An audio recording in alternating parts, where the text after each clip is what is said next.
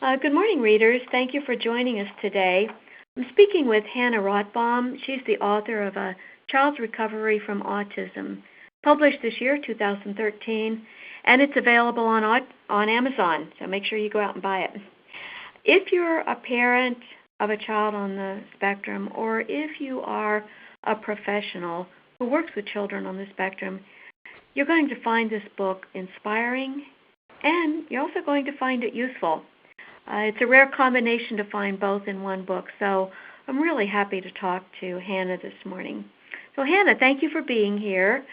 I'd like for you to begin by telling our readers a little bit about yourself and why you decided to write A Child's Recovery from Autism.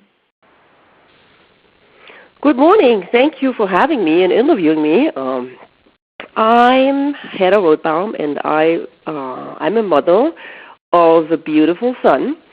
And my son was diagnosed at the age of 2 with autism, and it was quite a rocky journey, very challenging, and it took years to get where we are now. And to really to give other people and other parents inspiration and letting them know what I went through, I wrote a book about the experiences I had, and hopefully parents will take my experiences and they can get help from it. It was such a difficult journey really to find the right treatment for my child, and something very important I learned was that there is not really one treatment for all children, I found. I had to find really what was working for my son. I tried a lot of different therapies, and luckily I found RDI through a website where I was really, really grateful. And RDI was working really well with my son. Other things weren't working, but it took me a long time really to get there and even find out about RDI. So as I said, my son, he got diagnosed at the age of 2. I had no idea what autism was. I had no idea what to do. And first, I went to early intervention first and got very little help. The typical recommendation was floor time and ABA. And none of those things worked. It was very difficult living with a screaming child nonstop, non-sleeping, not being able to leave the house. Sorry. Hanna, yes? Hanna, would you mind telling our readers a little bit about what your son was like when he was diagnosed with autism? You said he was 3, is that right? He was 2 years old when he was diagnosed. Tell us what he was like and what led you to get the diagnosis. He was crying all the time, and he could not tolerate any changes. I wouldn't say it a mistake, but what I was doing, I tried to keep things the same to try to keep him as calm as possible. So everything was a routine, and it went that bad. The more routines I added, the worse it actually got, to the point that we couldn't leave the house. We were trapped inside, and if people would come over or we tried to leave, there was just endless screaming for hours and hours. And, of course, he didn't want to have anything to do with other children. I couldn't invite my family anymore. We had a very isolated life, and it was terrible, and nobody could help. And people thought, oh, yeah, you're just a sensitive mom, you're not doing things right, you're over-responsive to your child, and it was terrible. And finally, I went to the bookstore all the time, and I found one book where I found my son in it. It was like, this is it. And then I had the first idea that he could have autism. But I wasn't really convinced until I read Stephen Scott Steen's first book he wrote, where he was really describing the core symptoms of autism. And at this point, I knew that my son had this really serious condition, and it wouldn't just take a couple of months of therapy and then he would be fine. So I really realized I had to do a program, and in a way I was relieved that I finally knew what was wrong with him. And that made me go forward in finding help. And as I said, it took me a while to start RDI because I thought, it could be expensive, and finding a consultant didn't seem that easy at that time. That was already 8 years ago, right? So, but luckily, I found online other parents, and they said, "Why don't you find a consultant in training?" And that's what we ended up doing. So we talked about a good price with the consultant, and she was so fabulous. So we went there, and she really helped us. And the first thing I really learned was that I needed to start adding productive uncertainty, making little changes in my son's life, changes he could tolerate but they wouldn't overwhelm him. Because as I said before, I really tried to keep things the same, to have him calm, but the more I did that, the worse it got. So I learned that, and I also learned from RDI to use nonverbal communication more and really slow things down. And one of the first things I did, it was so sad, I emptied out his room. When he was a baby, I spent a lot of time decorating the room. You're really looking forward to you having a boy, and I made all those handmade things in his room, and it just looked beautiful. And I remember when I came home that day, I think I went to the 2 days conference in ODI, I emptied out his room, and it just broke my heart. I took everything out, all the distractions, really making that as a workroom to start with, and keeping things very simple. And of course, later, once he got used to some changes, we could venture out and start an RDI lifestyle, what opened up a total new world for us and also for him. I mean, it was just great. We started implementing RDI into everything once he started getting used to little changes. I could start taking him to the stores and to the coffee shops, and going out to the laundromat. So we did all that. What was fantastic, I mean, he started getting more and more flexible. I mean, I just added changes in his life all the time. I remember talking to one of my RDI friends early on, and she told me, Hannah, you have to start doing RDI in every aspect of your life. And she gave me such great suggestions from the minute she left the house until she was coming home, what she was doing with her son. And one of the things I thought that was great, just leaving the house through different doors. Like every day, once we went to the front door, the next day we went to the back door. Back then we were actually still living in Boston, so we had a basement, so we went down to the basement. We just changed things constantly around. And my son got incredibly flexible. That was a big, big life change, and it really opened up things that we could leave the house, we could start invite friends again. So, yeah, it was just unbelievable what RDI really did for us and for our whole family. We could start finally having a life again, what we really didn't have anymore. One of the things that I love about your book, Hanna, is that you have so much practical advice for parents. The list in the back is something that's just been great for me as someone who's a developer of RDI. So I really have enjoyed that. Could you tell us a little bit? Now, how old is your son now? Now my son is 10 years old. He's 10 years old. What's he like today? Oh, he's doing fabulous. I mean, you wouldn't even know that he had any sign of autism. It is so interesting because when I started doing RDI, and I was reading some what Stephen Gutstein said about some of the children who went already further along with RDI, that those kids are the nicest. And of course, I'm the mother of my son. But my son is just really nice, and everybody says it. He's like, oh, he's so sweet. And he gets a lot of invitations, and he's just a great kid. He has a lot of friends. He knows really well how to interact with adults. He has a lot of hobbies. It is interesting because he had so many obsessions when he was little, and they all turned into assets. Like, he's so good with the things he used to be obsessed with. They really turned into great things. And I think that should give parents hope, because I was just so frustrated when he was little. I remember with all the numbers, he had this number puzzle, and he was so obsessed with it. And I remember taking all the numbers out of the house. I didn't know any because this is all he was talking about.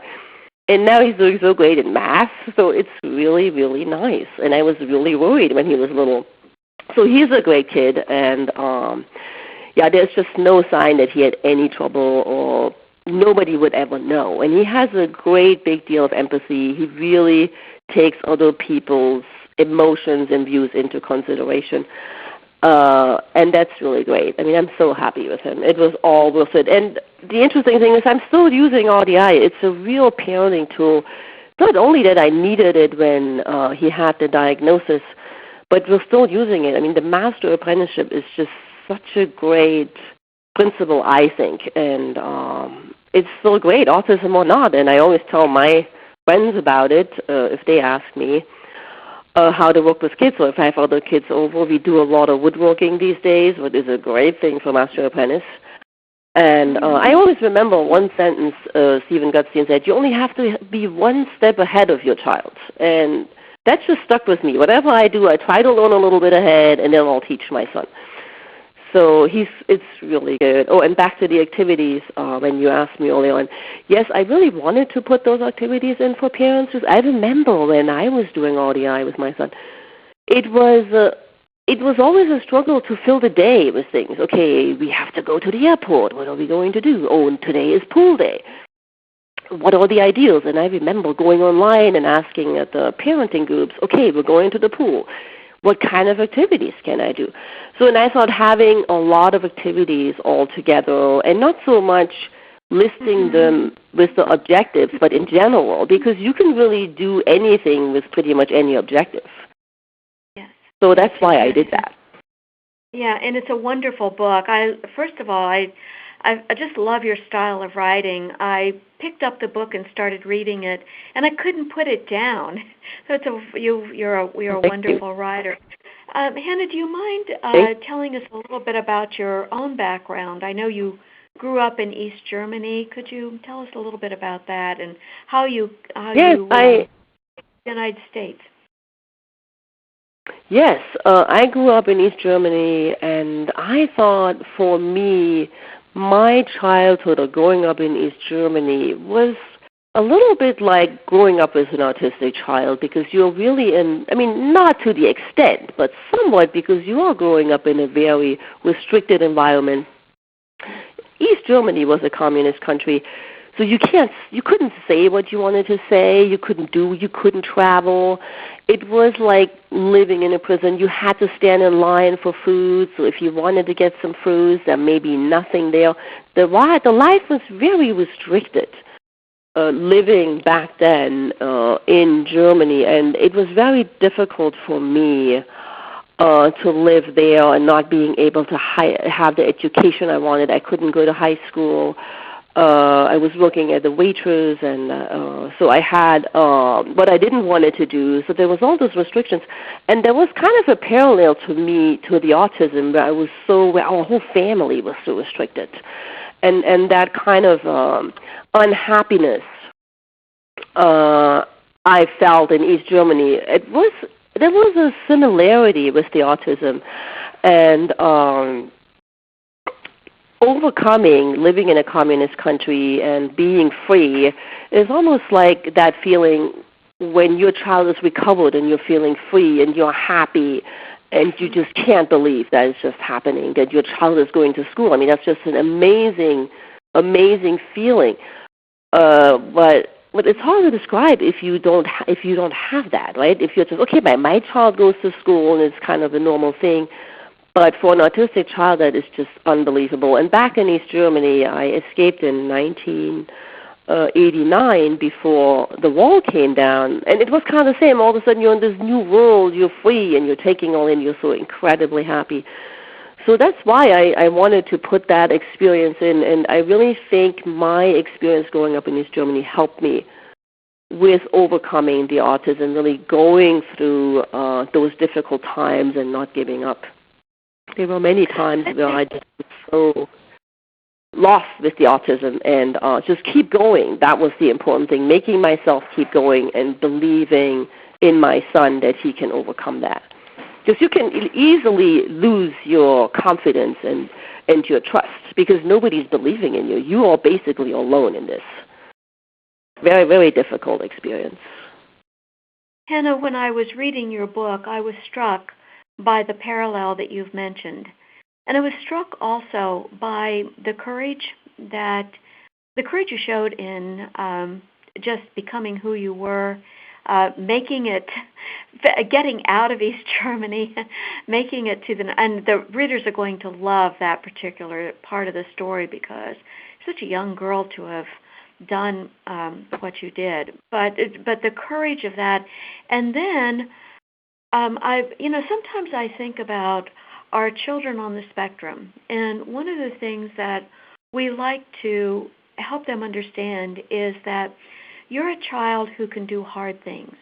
You have done this very hard thing, and when you talked about productive uncertainty, that grows and grows, and it becomes who we are as people, and it's part of that. So, but I think about your own experience and how you were a person who figured out how to do something hard. And so when you had a child with autism, you had a background that said to you, Hannah, you can do hard things and you can do this. And that comes across in the book over and over again. So while it is a book about your son, it's really an inspiring book about you as well. Thank you. Thank you so much. It is. I think it really made me grow, also overcoming the autism with my son and helping him because there's so many obstacles. Of course, your child has so many obstacles. But as a parent, you do as well. There's the pediatrician. I remember when my son was doing not so well, my pediatrician told me, oh, this is because you're breastfeeding. Or relatives were saying, oh, because you picked them up. So you're having all those obstacles, and you are not getting a lot of encouragement going through this. And I think as a parent, that is really, really difficult to pull yourself up. And I remember myself crying for days about my son when I was reading Stephen Gutstein's research that most of our children on the spectrum will never get married, they will never get a job, and they probably have to live with you for the rest of their lives. And thinking about this would happen to my son, that's just devastating. And pulling yourself out of this, out of that sadness and depression, and really be productive and be creative.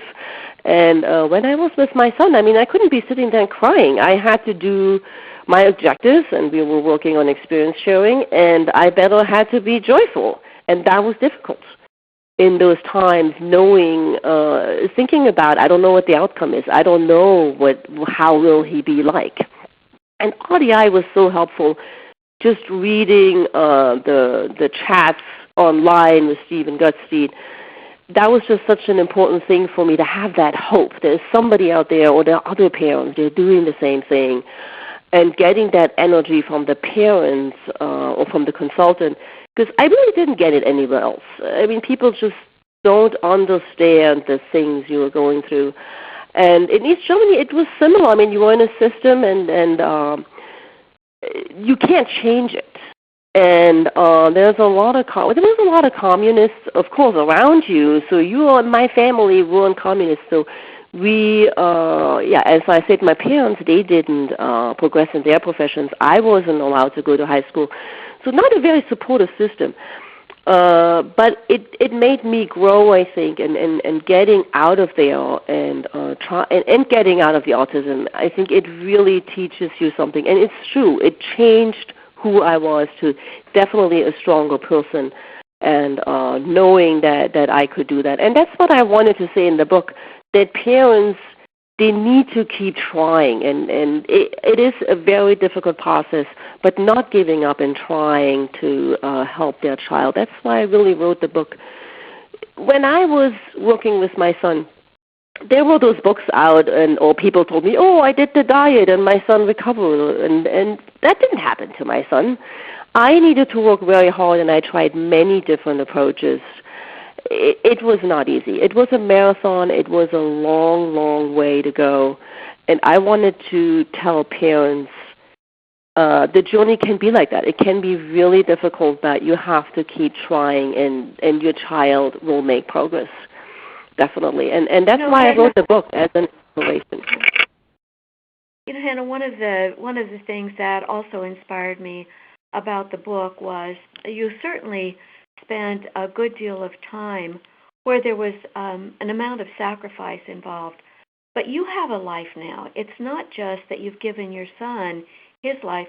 You have a life. And I don't feel RDI is ever successful until I see parents who have a life as well. Because we don't want our lives to revolve around autism. We want to see parents, having good relationship with others, having friends, and a career, whatever direction they want to go. So there was that parallel as well with your experience in East Germany, and then your experience moving your son beyond the autism. So I'm very appreciative of that story as well, Hanna. Right. Now we do have a life. I mean, we have a really great life as a family. We do everything. We go out, and it makes us more appreciate also because of what we went through. We are using very little electronics, and we're doing a lot as a family because it's such a precious thing to us because of what we went through. And we're having a lot of fun with our son. We're doing a lot of outings. As I said, we're doing a lot of woodworking. I do a lot with my son. I know a lot of people do summer camps and all those things. And actually, we're just spending the summer at home, and I'm so happy to have him around and having friends around and having family around. It's just fantastic, and everybody enjoys my son, and we're having a very good family life. And yes, I wrote the book. I have a life on my own, what wasn't possible at all with the autism. I mean, there wasn't even thinking about it. So it's a very great thing, and I'm really grateful for having found RDI, what made that possible. I mean, I have no doubt about that. And still using it, what is great. It's a great parenting tool. Hanna, I really, this is the first time I've spoken with you, and I must say, in person, you're even better than you are in the book. So I appreciate your time. Is there anything you'd like to say before we end the interview? I just like to thank all the parents. Yes? Is there anything I forgot to ask you? I just like to thank all the parents out there who are supporting others. My journey and my son's well-being wouldn't have been possible without them. I mean, the parenting support system is just amazing. Those parents of the autistic children, they're just incredible, and I think they are having the real knowledge, and that's where I got so much of my encouragement and keep going, and the suggestions. If I didn't understand an objective, they were out there helping me. Okay, I did this and I did that. So I really want to put that out there. The parents are so strong, and it's such a great support system. And I really like to encourage the parents also keep trying, helping their children, and really thanking them. And thanks for having me, and thanks for talking to me. Oh, it's been my pleasure. I just want to remind our readers that the book by Hanna Rotbaum is A Child's Recovery from Autism, and go to Amazon. Buy it today. Thank you, Hanna. I appreciate it. Thanks again. Bye.